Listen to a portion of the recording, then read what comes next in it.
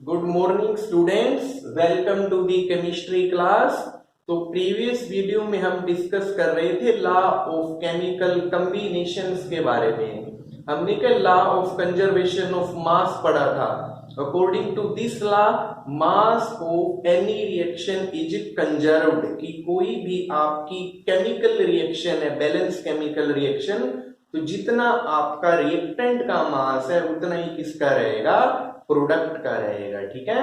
फिर हमने पढ़ा था लॉ ऑफ डेफिनेट कंपोजिशन, कि कोई भी आपका केमिकल कंपाउंड है, चाहे वो नेचुरल ओरिजिन हो चाहे वो सिंथेटिक हो, तो जो उनके अंदर जो एलिमेंट्स की जो परसेंटेज है, एलिमेंट्स की जो कंपोजिशन है, वो क्या रहेगी, सेम रहेगी।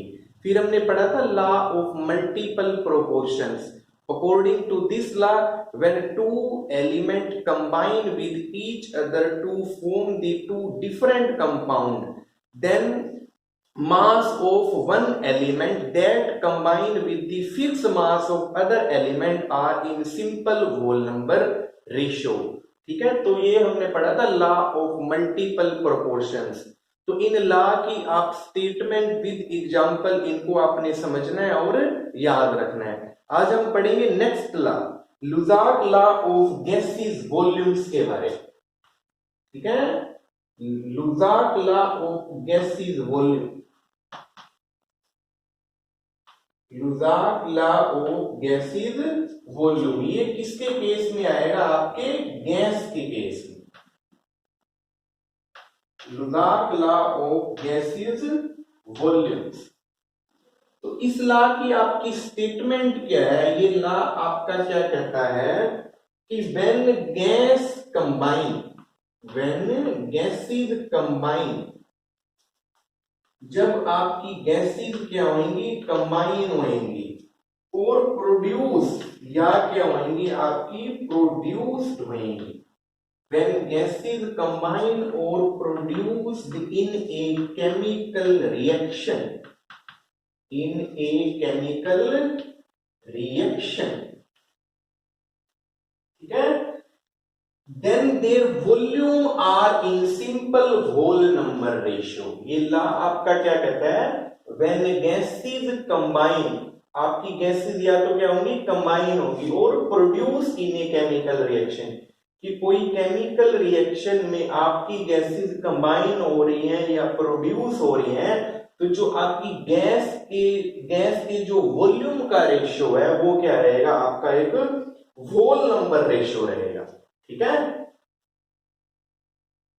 जैसे देखो, इसको एक एग्जांपल से देखो, जैसे मैंने लिखा हाइड्रोजन, हाइड्रोजन प्लस में ऑक्सीजन, प्लस में ऑक्सीजन। ठीक है। ये आपका दिखता है वाटर, यहां से क्या मिलता है, आपका water. When hydrogen gas combined with the oxygen gas, they form the water। और इस एग्जांपल में हाइड्रोजन का वॉल्यूम है 100 ml, ऑक्सीजन का जो आपका वॉल्यूम है वो है 50 ml, और जो आपका वाटर का वॉल्यूम है वो है 100 ml। ठीक है। तो when gases combine with each other to form the compound, then their volume are in a simple whole number ratio। तो इनके वॉल्यूम का जो रेशियो है वो क्या होगा, एक simple whole number ratio, 2 ratio. ठीक है। तो according to Lussac law of gases volume, when gases combine or produce in a chemical reaction, then their volume are in a simple whole number ratio at the same temperature and pressure। जो आपकी condition है वो क्या रहनी चाहिए, same रहनी चाहिए। ठीक है। तो ये था आपका लुज़ाक लॉ ऑफ गैसेस वॉल्यूम, ये था आपके वॉल्यूम की टर्म्स में था। ठीक है। तो नेक्स्ट आपका जो लास्ट लॉ है वो है एवोगैड्रो लॉ। ठीक है, अब उसको देखो।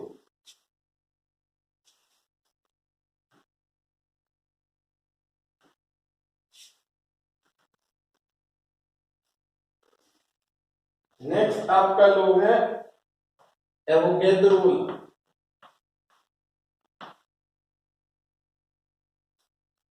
एवोगैड्रो लॉ, ठीक है। अकॉर्डिंग टू दिस लॉ, ये क्या कहता है, equal volume of gases, equal volume of gases at the same temperature and pressure, at the same temperature and pressure, at the same temperature and pressure should contain equal number of molecules, should contain equal number of molecules।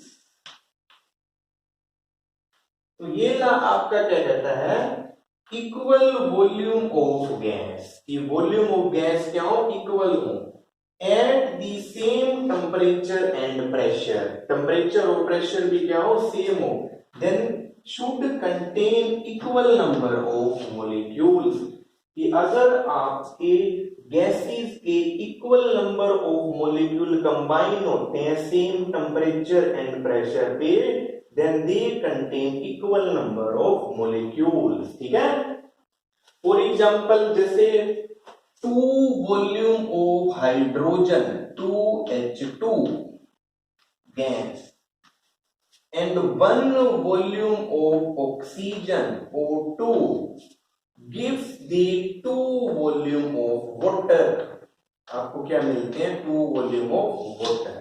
ठीक है, तो इसका एक आपको diagram भी बना रखा है यहाँ पर। ठीक है, आप बुक में देखना कि जितने आपके हाइड्रोजन के मॉलिक्यूल और आपके जो ये ऑक्सीजन के मॉलिक्यूल ले रखे हैं, उतने जो आपके मॉलिक्यूल ऑफ वाटर के फॉर्म हो रहे हैं। ठीक है, तो ये आपका ला क्या कहता है कि जितने आप वॉल्यूम ऑफ गैस लोगे, वॉल्यूम्स की टर्म्स में है, ठीक है, कि सेम टेम्परेचर एंड प्रेशर पे, तो should contain equal number of molecule. For example 2 volume of hydrogen and 1 volume of oxygen gives the 2 volume of water।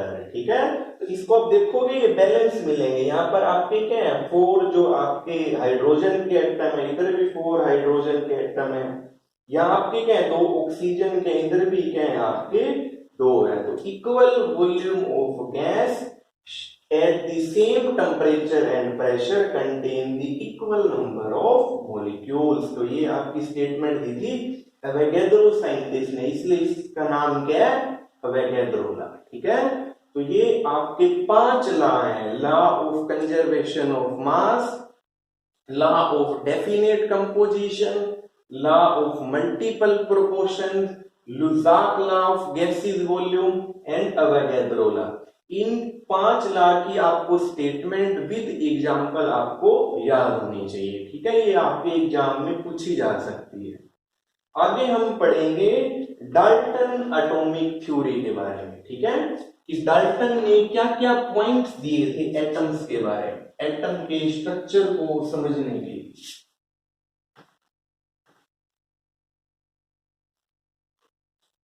Dalton atomic theory very important। Dalton atomic theory,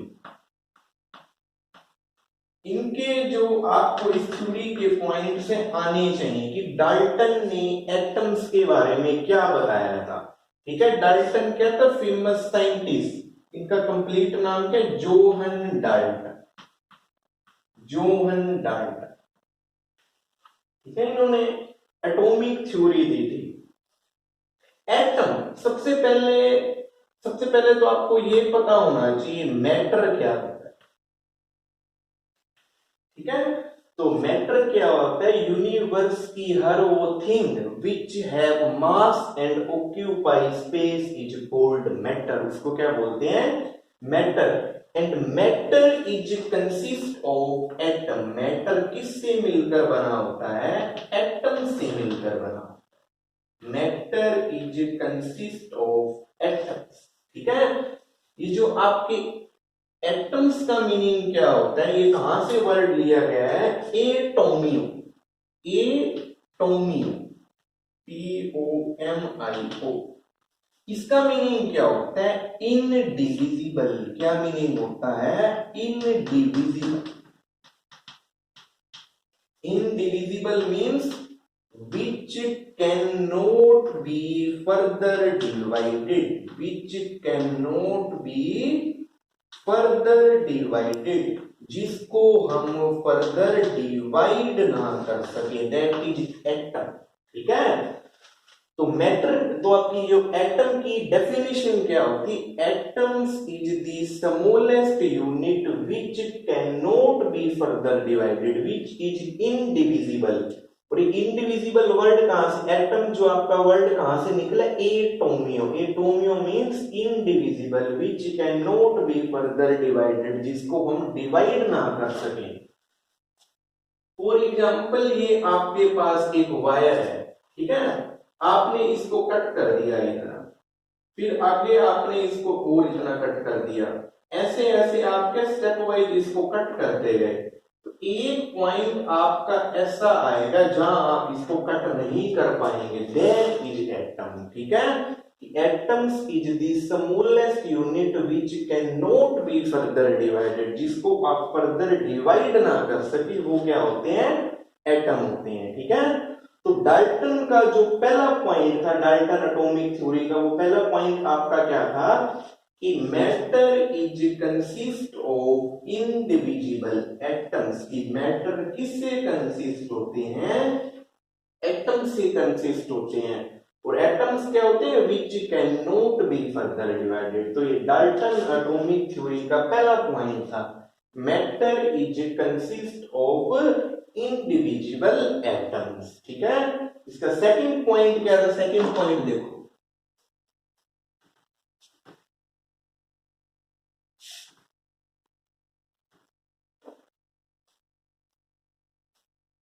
second point आपका इसका क्या है, atoms of different element, atoms of different element, atoms of different element differ in their mass, differ in their mass। कि different element जो है, atoms of different element है, उनका मास भी क्या होगा, डिफर करेगा। फॉर एग्जांपल, ये आपका आयरन का एलिमेंट है, ये आपके किससे मिलकर बना होगा, आयरन के एटम से। एक आपका मैग्नीशियम का एलिमेंट है, ये किससे मिलकर बना होगा, मैग्नीशियम के एटम से। तो आयरन का मास आपका डिफरेंट होगा, मैग्नीशियम का मास आपका क्या होगा, डिफरेंट होगा। तो atoms of different element differ in their mass, कि जो आपके एटम्स हैं डिफरेंट एलिमेंट के, इनका जो मास है वो भी क्या होगा, डिफरेंट होगा। ठीक है, और अगला क्या इसका पॉइंट है, compounds are formed, compounds are formed when, compounds are formed when two or more different atoms combine in fixed ratio, combine in fixed ratio, combine in fixed ratio। तो हम पहले भी पढ़ चुके हैं, when two or more atoms, two or more different atoms combine in fixed ratio with each other, they form the compound। For example, आपका water है, ये क्या है, कंपाउंड है, दो हाइड्रोजन के एटम है, एक ऑक्सीजन का है। आपका NH3 है, ये भी क्या है, कंपाउंड, एक नाइट्रोजन का एटम है, तीन हाइड्रोजन के हैं। आपका कार्बन डाइऑक्साइड है, ये भी कंपाउंड है, कार्बन का एटम है, दो ऑक्सीजन के। तो compounds are formed when two different atom combine with each other in a fixed ratio। ठीक है, तो ये इसका आपका थर्ड पॉइंट है। तो इसका फोर्थ पॉइंट क्या है इस थ्योरी का, उसको देखो,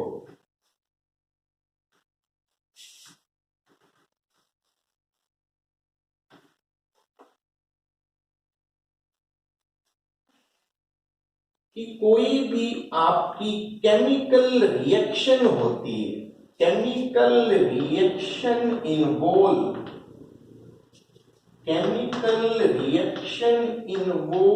reorganisation of atom, reorganisation of atoms,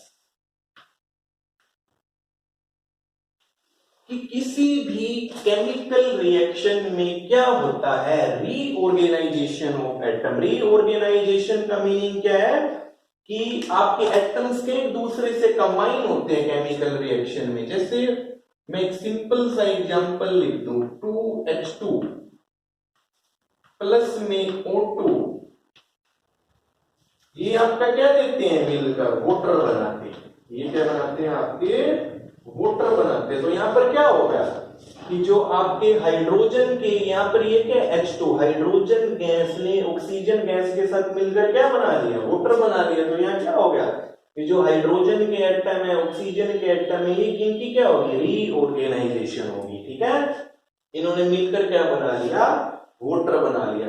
तो किसी भी आपकी केमिकल रिएक्शन में क्या है, एक आपका जो रिएक्टेंट मॉलिक्यूल है, रिएक्टेंट के जो आपके मॉलिक्यूल है वो रिएक्शन में पार्ट लेकर क्या बनाते हैं, प्रोडक्ट बनाते हैं, in which reorganisation of atoms takes place. और आखिरी जो इसका पॉइंट है, डाल्टन की जो एटॉमिक थ्योरी है, obey all the law of chemical combination, law of chemical combination. तो ये आपके सभी लॉ को ओबे करती है, law of conservation of mass, law of definite composition, multiple proportions. ठीक है, कि law of conservation of mass कैसे ओबे करेगी कि कोई भी आपकी केमिकल रिएक्शन है, आपका रिएक्टेंट प्रोडक्ट में चेंज हो रहा है, तो जितना आपका रिएक्टेंट का मास है उतना ही प्रोडक्ट का रहेगा। मास of any balance chemical reaction is conserved, change नहीं होता, कंजर्व रहता है। तो जो डाल्टन की जो डाल्टन एटॉमिक थ्योरी है, ये एक लॉ ऑफ केमिकल कॉम्बिनेशंस को ओबे करती है। ठीक है, तो ये थे आपके डाल्टन एटॉमिक थ्योरी के कुछ पॉइंट्स। पहला पॉइंट क्या है, matter is consist of indivisible atoms. ठीक है, एटम्स क्या होते हैं, एटम्स का कहां से मीनिंग लिए गए, atomio meaning indivisible in nature, which can not be further divided, and atoms of different element have different their mass, की डिफरेंट एलिमेंट्स के जो एटम्स हैं उनका मास भी क्या होगा, डिफरेंट होगा। And when two or more different atom combine in fixed ratio with each other, they form the compound।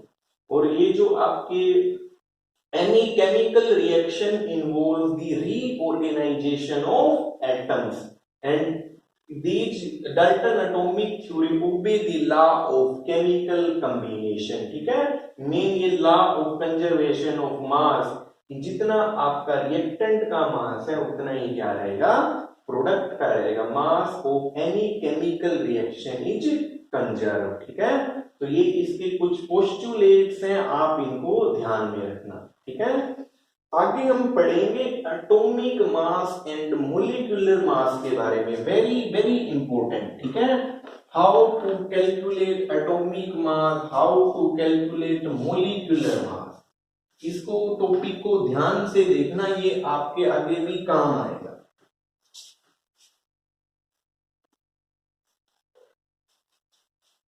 Atomic and molecular मास,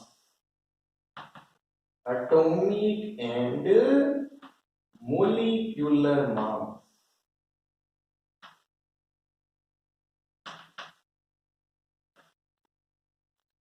ठीक है, एटॉमिक मास का क्या मीनिंग होता है, एटम का मास।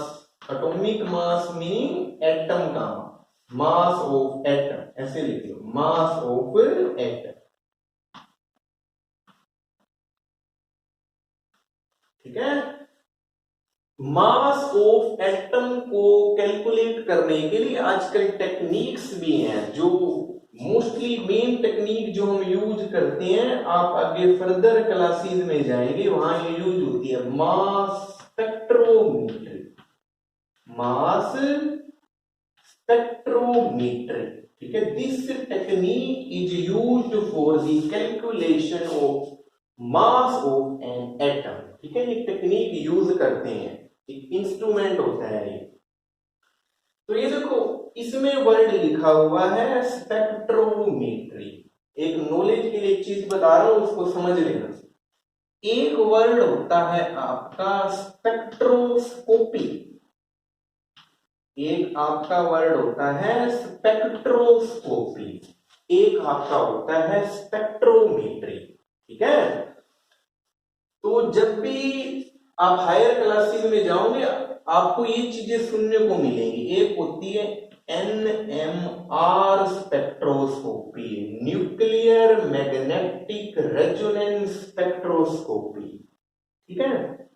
एक होती है ESR spectroscopy, electron spin resonance spectroscopy, ठीक है। यहां पर वर्ड यूज होता है स्पेक्ट्रोस्कोपी, लेकिन मास के साथ जो वर्ड यूज होता है वो होता है स्पेक्ट्रोमीट्री। इसके पीछे क्या लॉजिक है, मास स्पेक्ट्रोस्कोपी क्यों नहीं होता? स्पेक्ट्रोस्कोपी का मीनिंग क्या होता है? स्पेक्ट्रोस्कोपी का मीनिंग होता है interaction of matter, interaction of matter, interaction of matter with light is called spectroscopy, ठीक है। मैटर की इंटरेक्शन लाइट के साथ, आप किसी मैटर के ऊपर लाइट रे इंसिडेंट कर रहे हो, लाइट पास कर रहे हो, that is spectroscopy.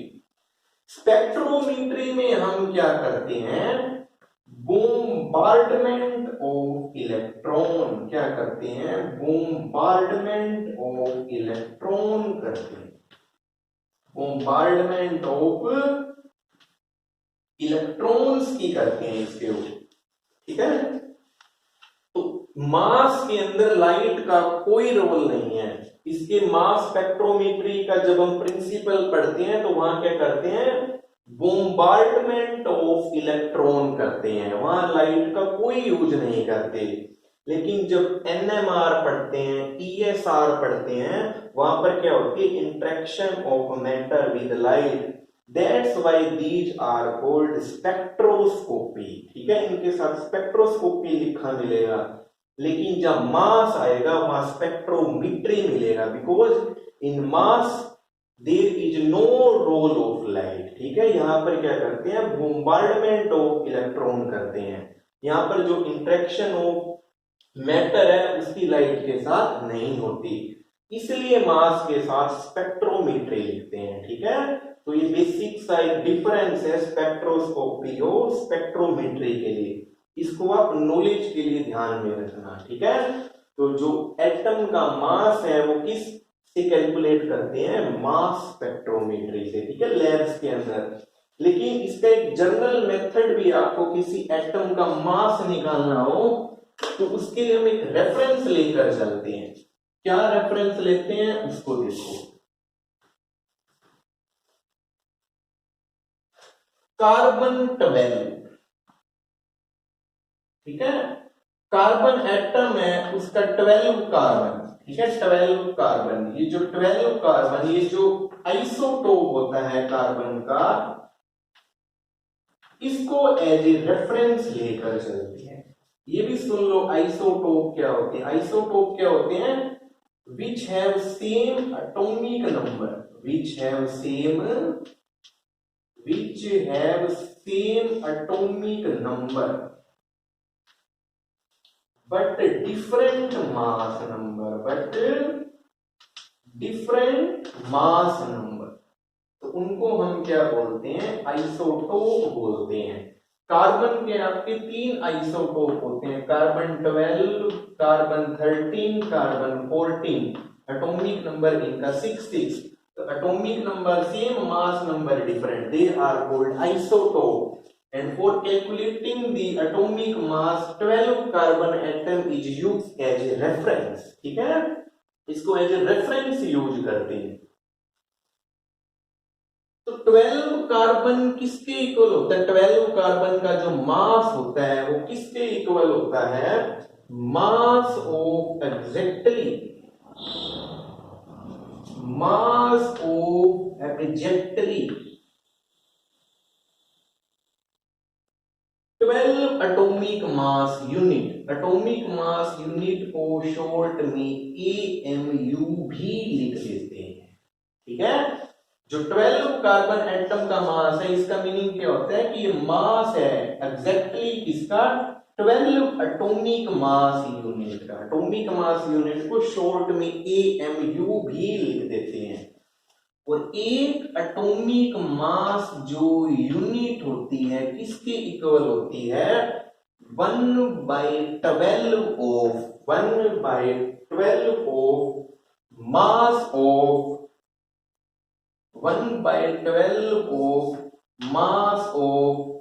Carbon 12 atom.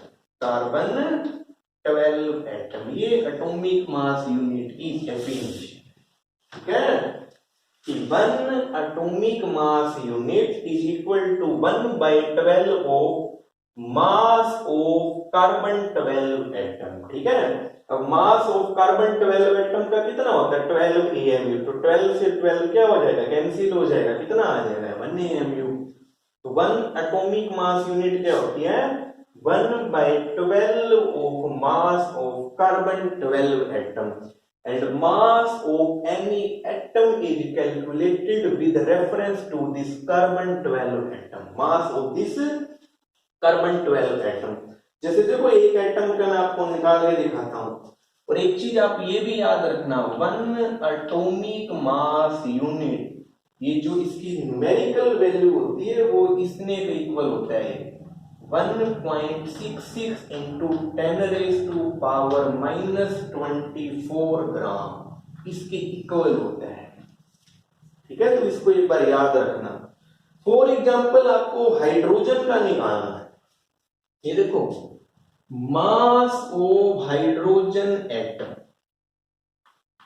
Mass of hydrogen atom का कितने ग्राम होता है? कितने ग्राम? 1.67 into 10 raised to power -24 ग्राम। ठीक है, मैं आपको कहूं मास ऑफ हाइड्रोजन एटम को AMU की टर्म्स में निकालो। तो कैसे निकालोगे? थोड़ा सा आप मैथ लगाओ। थोड़ा सा मैथ कैसे लगाओगे? ऐसे देखो,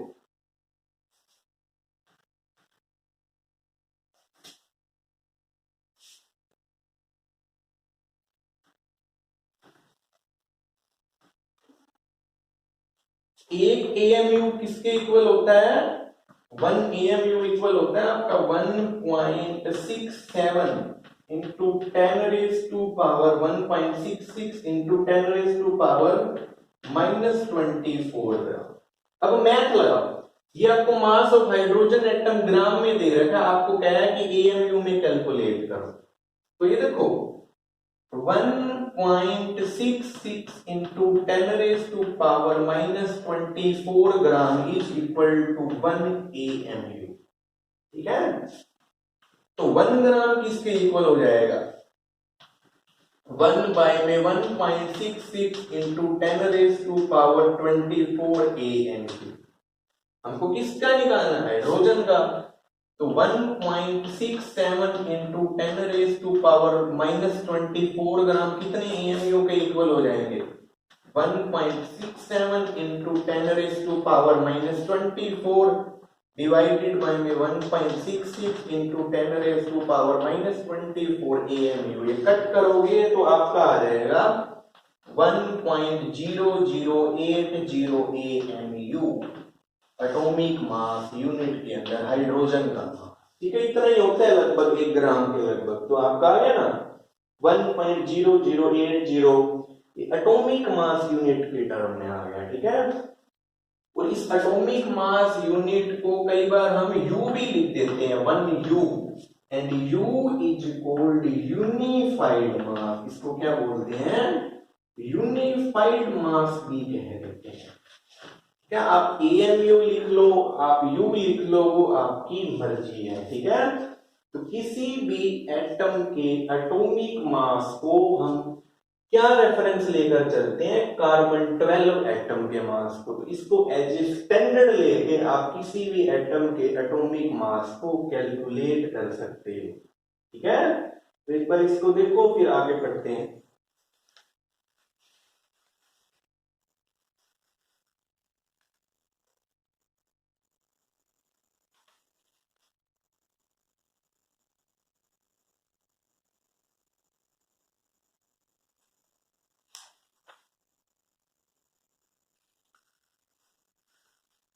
तो आज हम क्या है, यहीं तक ही पढ़ेंगे, ठीक है।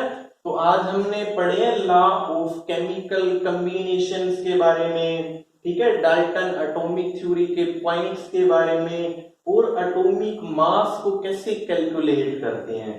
तो इन 3 टॉपिक को आप अच्छे से पढ़ना और इनके हैंड रिटन नोट्स बनाना, और कोई भी आपको डाउट हो तो मुझसे आप पूछ लेना, ठीक है। अब नेक्स्ट वीडियो में डिस्कस करेंगे हम। Thank you.